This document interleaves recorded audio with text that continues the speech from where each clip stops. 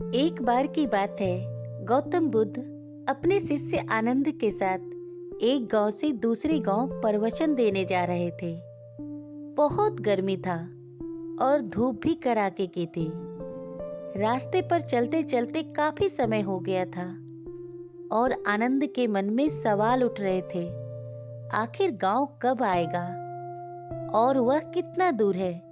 इतने में रास्ते में एक खेत में एक किसान काम कर रहा था। आनंद गौतम बुद्ध से बोले, गांव और कितना दूर है, चलिए इस किसान से पूछ लेते हैं। इस पर गौतम बुद्ध ने हामी भरी और उन लोगों ने किसान से पूछा, आने वाला गांव और कितना दूर है। उस किसान ने जवाब दिया, बस कुछ दूर और जाइए महात्मन, बस गांव आने ही वाला है। और इतना कहते ही गौतम बुद्ध उस किसान की तरफ देखकर मुस्कुराए और उस किसान ने भी गौतम बुद्ध को देखकर हल्का सा मुस्कुरा दिया। पर यह बात आनंद को कुछ हजम नहीं हुई। वो समझ नहीं पाया कि उनके मुस्कुराने का कारण क्या है। बस फिर वे दोनों आगे बढ़ गए और उतनी ही दूरी फिर से तय करने के बाद रास्ते में आनंद के मन में सवाल उठ ही रहा था कि उस खेत में काम कर रहे किसान ने तो बताया कि गांव आने ही वाला है, लेकिन अभी तक गांव तो आया ही नहीं। खेत में काम कर रहे किसान ने तो बताया था बस कुछ ही दूर पर है। तभी थोड़ी दूर और चलने पर उसे एक महात्मा आते हुए दिखाई दिए। आनंद ने फिर महात्मा से पूछा, महात्मन, आने वाला गांव और कितनी दूर है। महात्मा ने कहा, बस 2 से 4 किलोमीटर ही दूर है। इतना सुनने के बाद आनंद ने सोचा, अब तो बस पहुंच ही गए। और फिर एक बार भगवान बुद्ध ने राह पर मिले महात्मा को देखकर थोड़ा सा हंसे और महात्मा भी भगवान बुद्ध को देखकर हंसे। और फिर से आनंद के दिमाग में सवाल उठने लगा, आखिर दोनों के आपस में हंसने का वजह क्या है। और ठीक वैसे ही वे लोग फिर राह पर आगे बढ़ चले।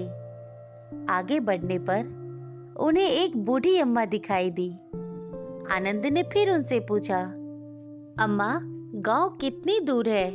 अब उस बूढ़ी अम्मा ने भी कहा, बस कुछ दूर पर, थोड़ा दूर और चलो बेटा, गांव आ जाएगा। अब फिर से महात्मा बुद्ध ने उन अम्मा की ओर देखा और हंस दिए और वो बूढ़ी अम्मा भी महात्मा बुद्ध को देखकर मुस्कुरा दी। अब वे लोग फिर आगे चल पड़े। कुछ दूर पर जाने के बाद आनंद के सब्र का बांध टूट गया।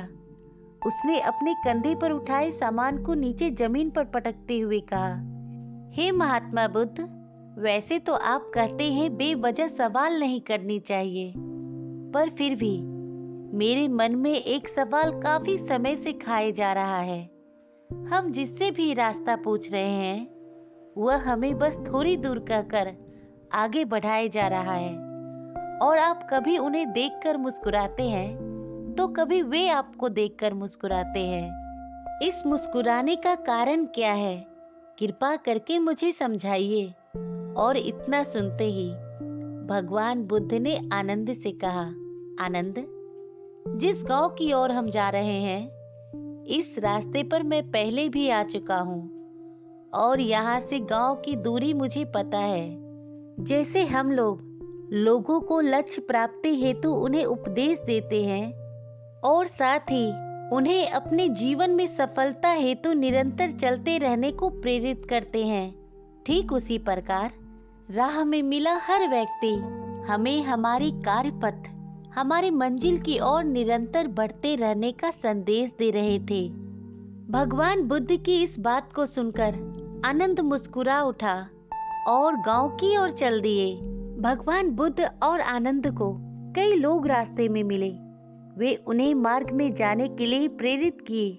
बिल्कुल हमें भी हमारे जीवन में आगे बढ़ने के लिए कई लोगों से प्रेरणा मिलती है।